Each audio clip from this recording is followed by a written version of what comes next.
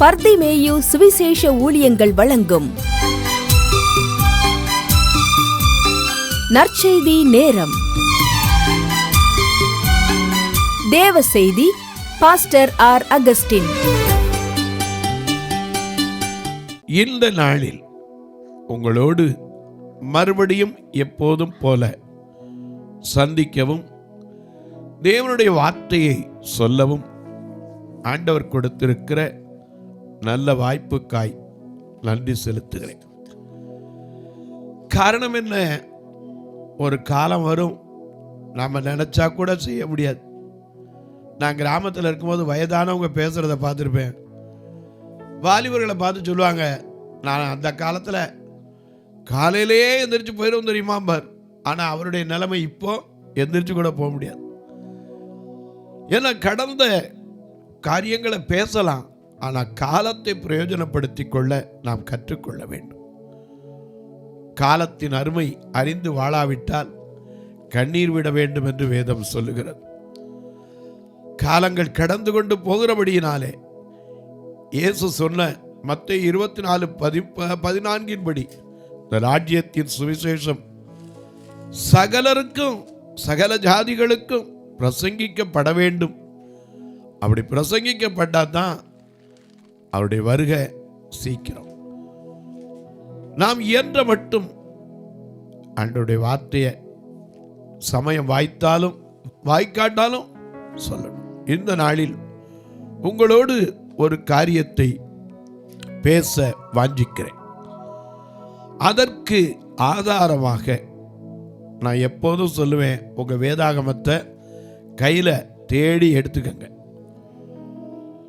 ஃபோனில் திருப்பாம அல்லது ஃபோனில் எடுத்து வசனத்தை வைக்காம பைபிளை எடுத்து சொல்கிற வார்த்தை சரியாக இருக்கா பார்க்குறக்காவது உங்கள் வேதத்தை எடுத்து 143வது சங்கீதம் 10வது வசனத்தை எல்லாரும் கையில் எடுப்பீங்களா? அல்லேலூயா. பிரியமானவனே, உன் ஆத்துமா வாழ்வது போல் நீ எல்லாவற்றிலும் வாழ்ந்து சுகமாயிரு மகளே.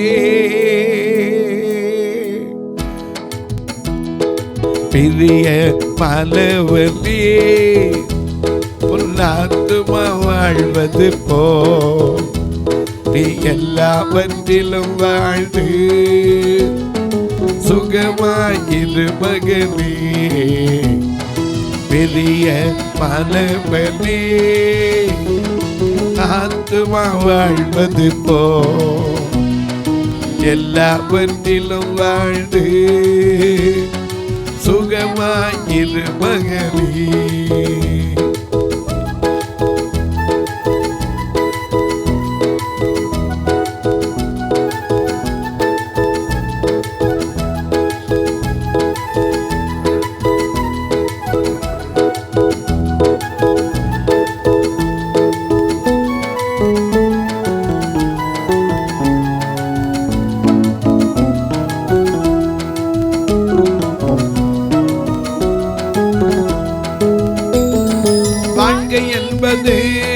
போராட்டமே, நல்லதொரு போராட்டமே. வாழ்க்கை என்பது போராட்டமே, நல்லதொரு போராட்டமே. ஆவிதரும் பட்டயத்தை, ஆவிதரும் பட்டயத்தை எடுத்து போராடி வெற்றி பெற, எடுத்து போராடி வெற்றி பெற. பெரிய வாலிபனே, உன் ஆத்துமா வாழ்வது போ எல்லாவற்றிலும் வாழ்ந்து சுகமாயிரு மகனே.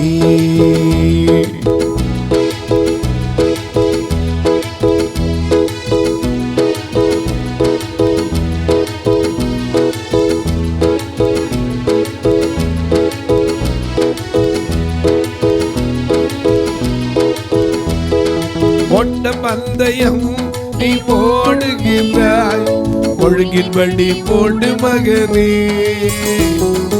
ஓட்ட பந்தயம் நீ ஓடுகின்றாய், ஒழுங்கின்படி போடு மகனே.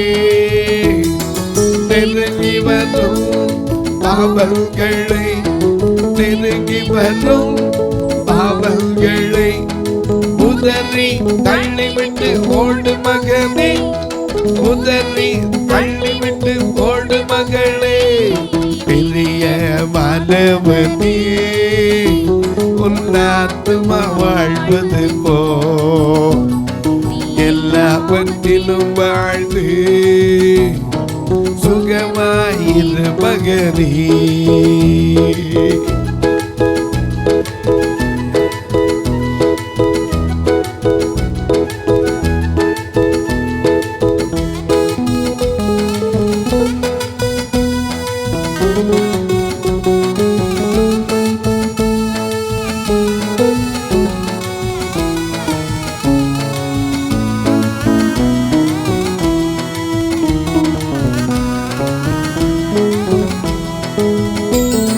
பிரயாணத்தில் மேடு உண்டு, பள்ளங்களும் உண்டு.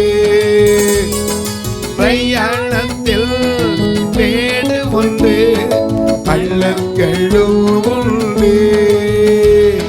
குதித்திடுவாய் தாவிடுவாய், குதித்திடுவாய் தாவிடுவாய். மான்கால்கள் உனக்கொண்டு மறவாதே, மான்கால்கள் உனக்கொண்டு மறவாதே. பெரிய மனுபதி ஆத்துமா வாழ்வது போ, எல்லாவற்றிலும் வாழ்ந்து சுகமாயிரு மகனே. ஐயா சுகமாயிரு மகளே, ஐயா சுகமாயிரு மகனே. ஆண்டவருடைய விருப்பம் தான். யோவான் எழுதும் போது சொன்னான், பிரியமானவனே உன் ஆத்துமா வாழ்கிறது போல நீ எல்லாவற்றிலும் வாழ்ந்து சுகமாய் இருக்கும்படி. ஆண்டவருடைய விருப்பம் அதுதான்.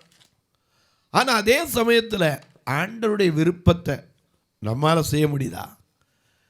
இங்கே தாவீது கேட்கிறான் பாருங்க, 143 சங்கீதம் 10வது வசனத்தை வாசிக்க கேட்போம். உமக்கு பிரியமானதை செய்ய. நல்ல கவனிங்க, ஆண்டவர்கிட்ட ஒரு ஜெபம் பண்றான். என்ன ஜெபம் பண்றான்? உமக்கு பிரியமானதை நான் செய்வதற்கு எனக்கு போதித்தரணும். நீரே என் தேவன், நீரே என் தேவன். உம்முடைய நல்ல ஆவி என்னை செம்மையான வழியிலே நடத்துவாராக. ஆமா, ஏன்னா உமக்கு பிரியமானதை செய்வதற்கு எனக்கு போதித்தரணும். நாம் இன்னைக்கு உலகத்தில் மனுஷனை பிரியப்படுத்த கற்றிருக்கிறோம். அதனால தான் பவுல் சொன்னார் கலாத்தியர் 1:10, இப்பொழுது நான் மனுஷரையா தேவனையா யாரை நாடி போதிக்கிறேன், மனுஷரையா பிரியப்படுத்த பார்க்கிறேன். நான் இன்னும் மனுஷரை பிரியப்படுத்துகிறவனாய் இருந்தால் நான் கிறிஸ்துவின் ஊழியக்காரன் அல்லவே. ஏன்னா இன்னைக்கு மனித வாழ்க்கையில நாம நினைக்கிறோம் அவருக்கு இது பிரியமா இருக்கும். ஒரு குடும்பத்தில் பாருங்க, மனைவி சமையல் பண்ணும்போது கூட சொல்லுவாங்க, சுண்டவத்து குழம்பு வச்சா ரொம்ப அருமையாக சாப்பிடுவார். புருஷனுக்கு பிரியமாக இருக்கிறோம்.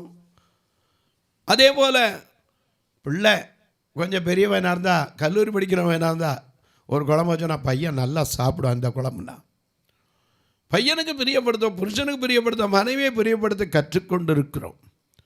ஆனால் நம்முடைய வாழ்க்கை யாருக்கு பிரியமாக இருக்க வேண்டும்? அநேக நேரத்தில் இது நமக்கு தெரியறதில்லை. இஸ்ரவேல் மக்களுடைய வாழ்க்கை தேவனுக்கு பிரியமாக இருக்கவே இல்லை. உதாரணமாக பாருங்க, 1 கொரிந்தியர் 10ஆம் அதிகாரத்திலே நம்முடைய பிதாக்கள் எல்லாரும் நடந்தது எங்கன்னா மேகத்துக்கு கீழே. ஒரு உஷ்ணத்தை அவங்க பார்க்கவே கிடையாது. உஷ்ணத்தை அவங்க பார்த்து அனுபவிச்சது கிடையாது. பிதாக்கள் எல்லாரும் மேகத்திற்கு கீழாய் நடந்தார்கள். அது மட்டுமல்ல, எல்லாரும் சமுத்திரத்தின் வழியாய் சமுத்திரத்தின் வழியாய் நடந்து வந்தார்கள். சமுத்திரத்தின் வழியா நடக்கிறது சாதாரண காரியமா? ஏன்னா அவங்க புலம்புனாங்க. சமுத்திரத்தை பார்த்த உடனே முதல்ல என்ன சொன்னாங்க? யாத்திராகமம் 14ஆம் அதிகாரம் 10-11 வசனத்தை வாசிக்க கேட்போம். யாத்திரையாகமம் 14:10-11. பார்வோன் சமீபித்து வருகிற போது இஸ்ரவேல் புத்திரர் தங்கள் கண்களை ஏறெடுத்து பார்த்து எகிப்தியர் தங்களுக்கு பின்னே வருகிறதை கண்டு மிகவும் பயந்தார்கள். ஏன்னா இதுக்கு மேல ஓடவும் முடியாது. முன்னாடி என்ன இருக்கு? கடல். பின்னாடி யார் இருக்கா? பார்வோன் சேனை. உடனே இவங்க என்ன சொல்றாங்க? பயந்தார்கள். அன்றியும் இஸ்ரவேல் புத்திரர் கர்த்தரை நோக்கி கூப்பிட்டார்கள். அன்றியும் அவர்கள் மோசேயை நோக்கி, எகிப்திலே பிரேத குழிகள் இல்லை என்றா? என்ன வார்த்தை பாருங்க! எகிப்திலே பிரேத குழிகள் இல்லை என்றா? இந்த வனாந்தரத்திலே சாகும்படிக்கு எங்களை கொண்டு வந்தீர். நீர் எங்களை எகிப்திலிருந்து புறப்பட பண்ணினதினாலே எங்களுக்கு இப்படி செய்தது என்ன? நாங்கள் எகிப்தியருக்கு போது நாங்கள் எகிப்தியருக்கு வேலை செய்ய எங்களை சும்மா விட்டுவிடும்படி சொன்னோம் அல்லவா? நாங்கள் வனாந்தரத்திலே சாகிறதை பார்க்கிலும் எகிப்தியருக்கு வேலை செய்கிறது எங்களுக்கு அடிமைத்தனத்துல கூட பிரியமா இருந்தாங்களோட ஆண்டவரை பிரியப்படுத்த விரும்பல. ஏன்னா அவர் முன்னே செல்லுகிறார்.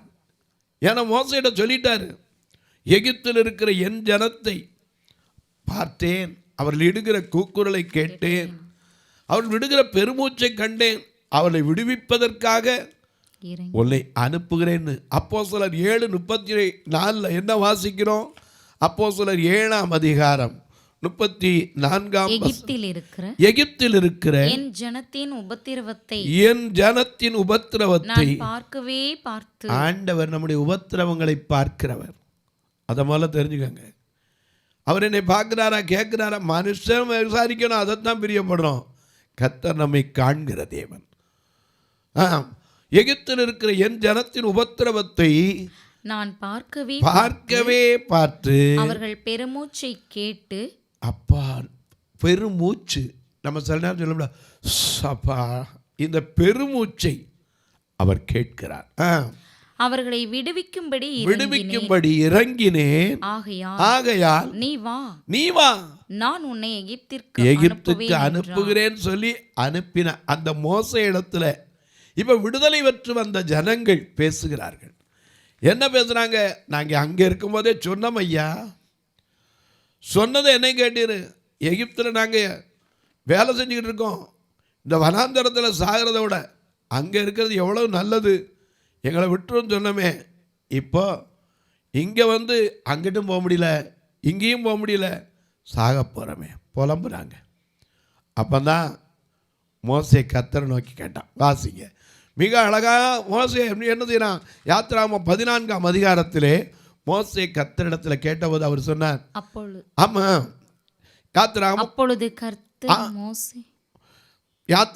14ஆம் அதிகாரத்திலே அப்பொழுது கர்த்தர் மோசே ஜனங்களை நோக்கி, பயப்படாதீர்கள். முதல்ல நம்ம சூழ்நிலையை கண்டு பயப்படக்கூடாது. ஏன்னா யாரு? எந்த சூழ்நிலையும் அவன் அன்பில் நின்று என்னை பிரிக்காது காத்துக் கொள்வான். எந்த சூழ்நிலையும் அவன் அன்பில் நின்று என்னை பிரிக்காது காத்துக் கொள்வான்.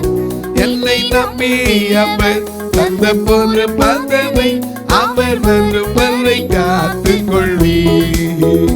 என்னை நம்பி அவர் தந்த பொரு பதவை அவர் வரை காத்துக் கொள்வீர். ஆனந்தமே பரமானந்தமே இது மாபெரும் பாக்கியமே. ஆனந்தமே பரமானந்தமே இது மாபெரும் பாக்கியமே. இந்த பாதளத்தில் சொந்தக்காரத்தவன் எந்த உள்ளத்தில் சொந்தமானா. இந்த பாதளத்தில் எந்த உள்ளத்தில் சொந்தமான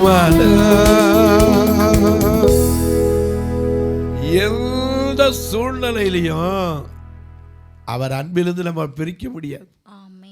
ஏன்னா ரோமருக்கு எழுதும்போது பவுல் சொல்லுகிறார், 8ஆம் அதிகாரம் 36ஆம் வசனத்திலிருந்து வாசிக்கும் போது, கிறிஸ்துவின் அன்பை விட்டு நம்மை பிரிப்பவன் யார்? உபத்திரவமோ வியாகுலமோ துன்பமோ பசியோ நிர்வாணமோ நாசமோசமோ பட்டயமோ இவை எல்லாவற்றிலையும் நம்மில் அன்பு கூறுகிறவராலே முற்றும் ஜெயம் கொள்ளுகிறவர்களாய் இருக்கிறோமே.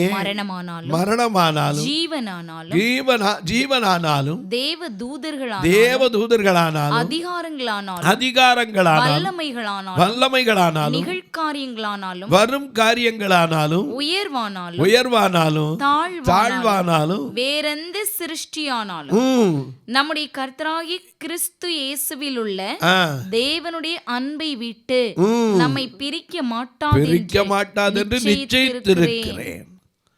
ஏன்னா அவர் அன்பு நம்ம இருக்கும்போது நம்மளை கைவிட்டுவாரா? கிறிஸ்தவன் டிஸ்டர்ப் பண்ணாதே, அவன் அசால்ட்டாக எண்ணி விடாதே. நீதிமான டிஸ்டர்ப் பண்ணாதே, அவனை அசால்ட்டாக எண்ணி விடாதே. கிறிஸ்தவனை டிஸ்டர்ப் பண்ணாதே, அவனை அசால்ட்டாக எண்ணி விடாதே. நீதிமான டிஸ்டர்ப் பண்ணாதே, அவனை அசால்ட்டாக எண்ணி விடாதே. அவன் வெட்ட வளருவான், குட்ட உயருவான். வெட்ட வளருவான், குட்ட உயருவான். கிறிஸ்தவனை டிஸ்டர்ப் பண்ணாதே, அவனை அசால்ட்டாக எண்ணி விடாதே. நீதிமான டிஸ்டர்ப் பண்ணாதே, அவனை அசால்ட்டாக எண்ணி விடாதே.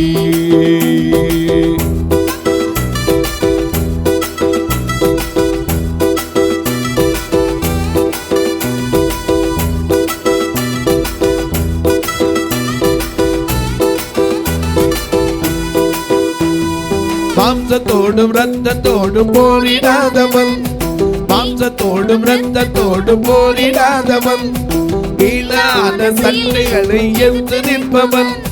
முட்டி போட்டு ஜெபித்தானங்க நீ முதுக காட்டி ஓடிடுவ. முட்டி போட்டு ஜெபித்தானங்க நீ முதுக காட்டி ஓடிடுவ. அவன் ஆழ அகல தெரியாம மாட்டி விடாதே, அவன் கீழ தெரியாம மாட்டிக்கொள்ளாதே.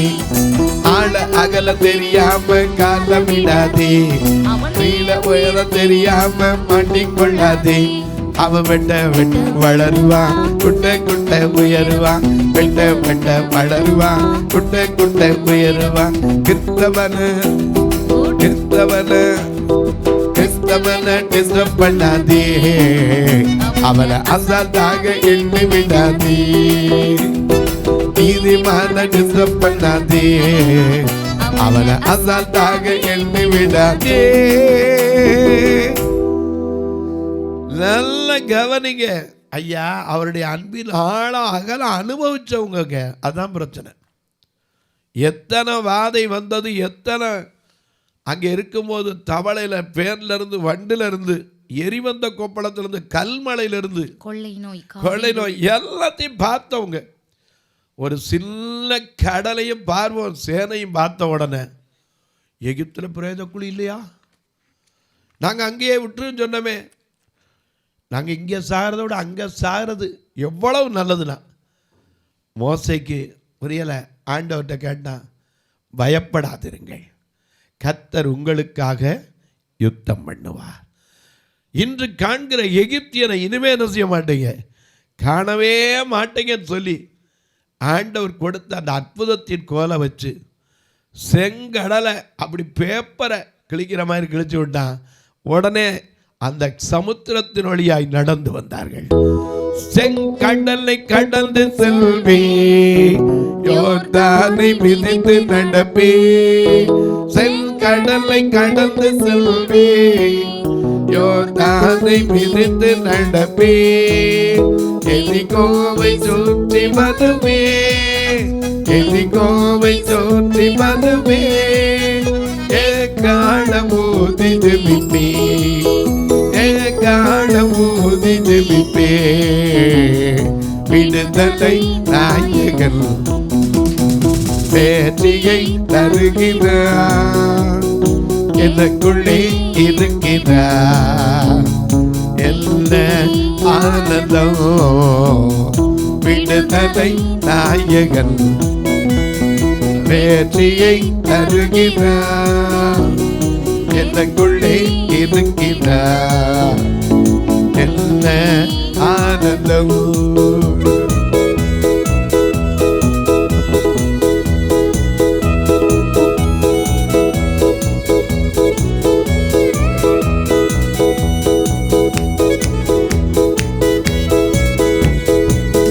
அவர் அன்பின் அபிஷேகத்தால் என்னை நிரப்பி நடத்துகின்றார், அவர் அன்பின் அபிஷேகத்தால் என்னை நிரப்பி நடத்துகின்றார், சாத்தானின் வலிமை வெல்ல, சாத்தானின் வலிமை வெல்ல, அதிகாரம் எனக்கு தந்தார், அதிகாரம் எனக்கு தந்தார், விடுதலை நாயகன் வெற்றியை தருகிறார், எனக்குள்ளே இருக்கிறார், என்ன ஆனந்தம், ஆக என்ன ஆனந்தம், ஆக என்ன ஆனந்தம்.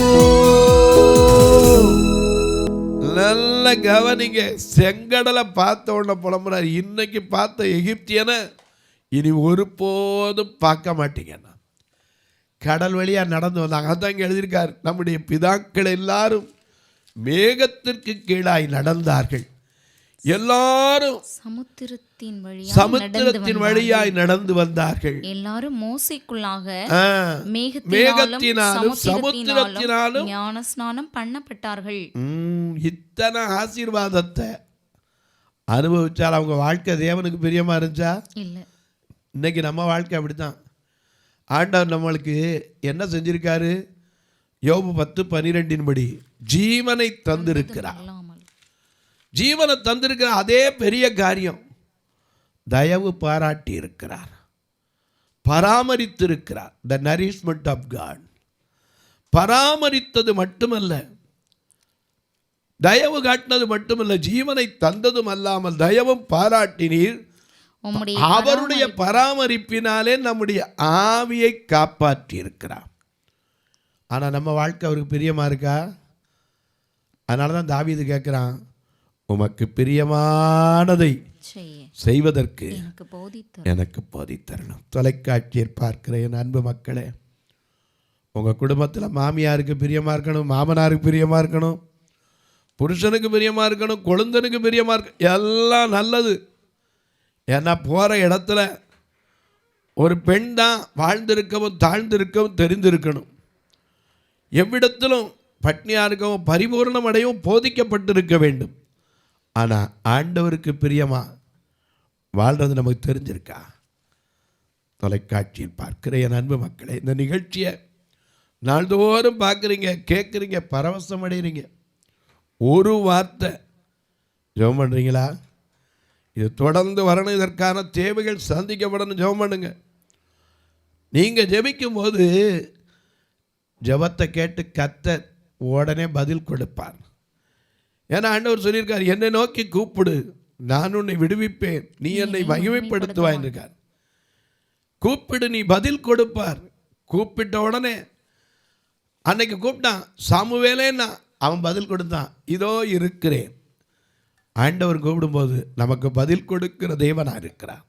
சங்கீதம் 3:4 நாம் அதை வாசிக்கும் போது பதில் அவரிடத்திலிருந்து நிச்சயமாக வரும். இன்றைக்கு எனக்கு அன்பானுள்ளே, ஒருவேளை நீங்கள் கேட்கலாம், ஐயா நாங்கள்லாம் தூரத்தில் இருக்கிறோம், எங்களுக்கு ஆசை இருக்குது, ஆனால் ஏதாவது செய்யணும்னு. தாராளமாக வசதி உண்டான்னு கேட்பீங்க.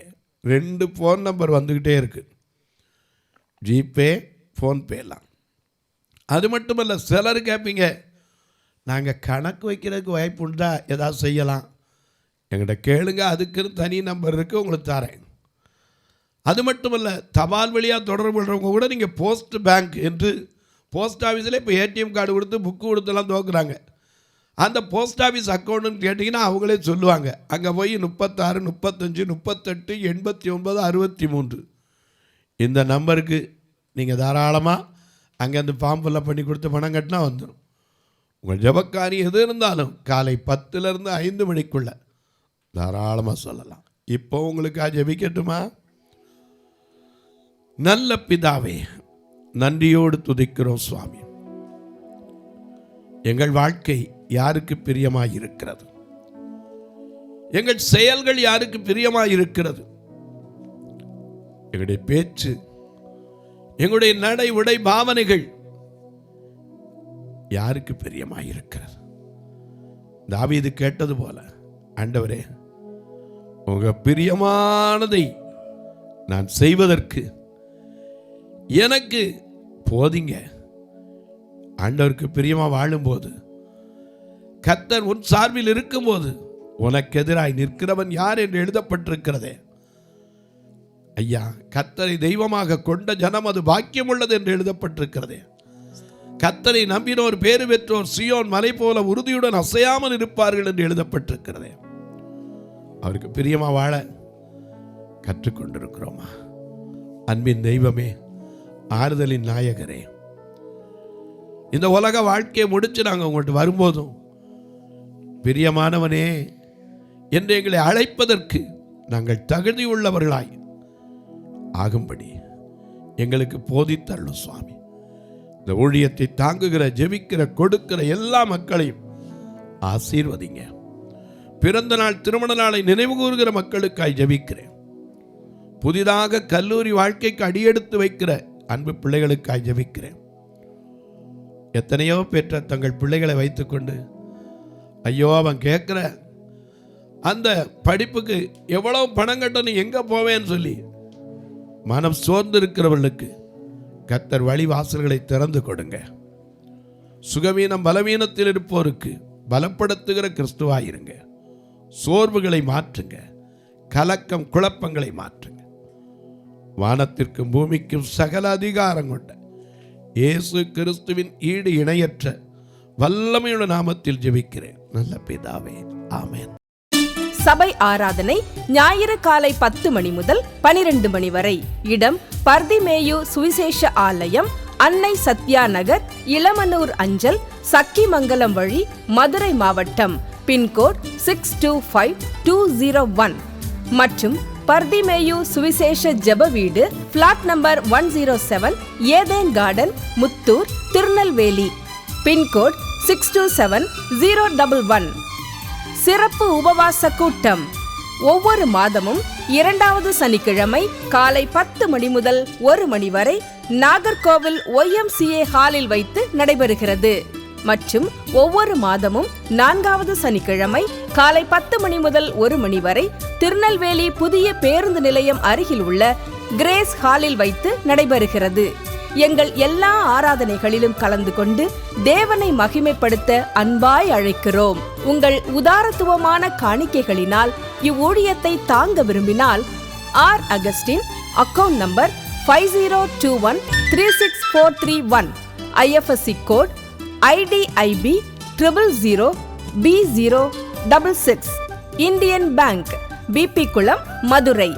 ஜிபே நம்பர் 9842181917, BGM மினிஸ்ட்ரீஸ் மற்றும் 9442559772, பிளைண்ட் மினிஸ்ட்ரீஸ் அகஸ்டின். உங்கள் தொடர்புக்கு பாஸ்டர் ஆர் அகஸ்டின், பர்திமேயு சுவிசேஷ ஊழியங்கள், நாகமலை, புதுக்கோட்டை, மதுரை 625019. தொலைபேசி எண்கள் 9842181917 மற்றும் 9442559772. கர்த்தர் தாமே உங்களை ஆசீர்வதிப்பாராக.